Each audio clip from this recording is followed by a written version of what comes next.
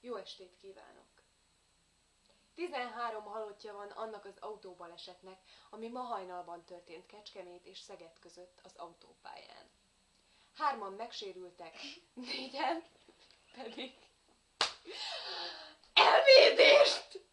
De most reklám, vagyis időjárás jelentés. Jó napot kívánok! Nyugaton, tisztelettel, eső várható.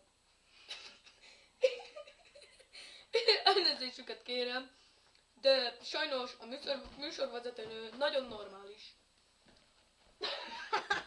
Éppen most építkeznek erre.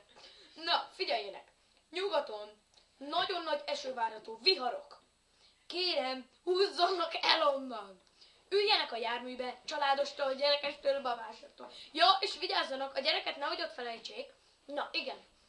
Utána pedig, ez a hülye építkezés, menjenek már innen. Na, most már elegem van, figyeljenek. Délkeleten és Ázsiában 50 kilométeres fokozatú vulkán fog kitörni. 30 000 Celsius fok lesz.